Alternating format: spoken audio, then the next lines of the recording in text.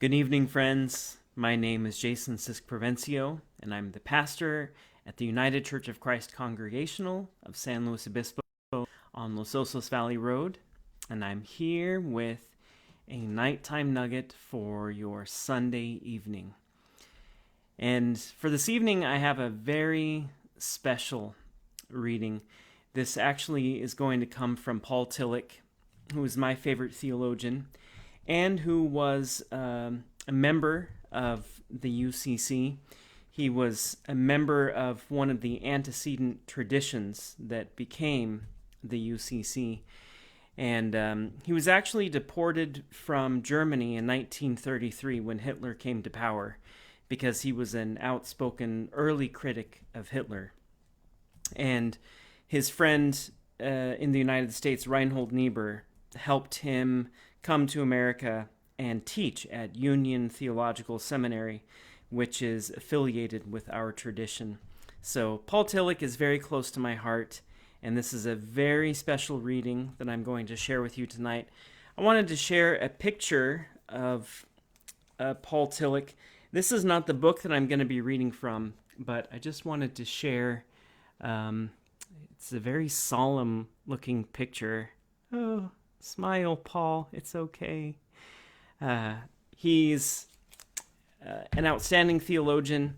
He was an early critic of Hitler and a proponent of religious liberty, and just a great theologian. And I'm going to be reading from one of his sermons called You Are Accepted. And this is from a collection of sermons called The Shaking of the Foundations. He writes, "Grace strikes us when we are in great pain and restlessness. It strikes us when we walk through the dark valley of a meaningless and empty life. It strikes us when we feel that our separation is deeper than usual, because we have violated another life, a life which we loved, or from which we were estranged. It strikes us when our disgust for our own being, our indifference, our weakness, our hostility, and our lack of direction and composure have become intolerable to us. It strikes us when, year after year, the longed-for perfection of life does not appear. When the old compulsions reign within us as they have for decades, when despair destroys all joy and courage. Sometimes at that moment, a wave of light breaks into our darkness, and it is as though a voice were saying, 'You are accepted. You are accepted. Accepted by that which is greater than you, and the name of which you do not know. Do not ask for the name now. Perhaps you will find it later.'" I see comments. Melissa, what a cutie pie Paul was. Actually, as a young man, he was quite handsome, but oh my goodness, that picture. And hello, Richard. He says, "Do not try to do anything now. Perhaps later you will do much. Do not seek for anything. Do not perform anything. Do not intend anything. Simply accept the fact that you are accepted." If that happens to us, we experience grace. After such an experience, we may not be better than before. We may not believe more than before, but everything is transformed. In that moment, grace conquers sin, and reconciliation bridges the gulf of estrangement. And nothing is demanded of this experience. No religious or moral or intellectual presupposition, nothing but acceptance. In the light of this grace, we perceive the power of grace in our relation to others and to ourselves.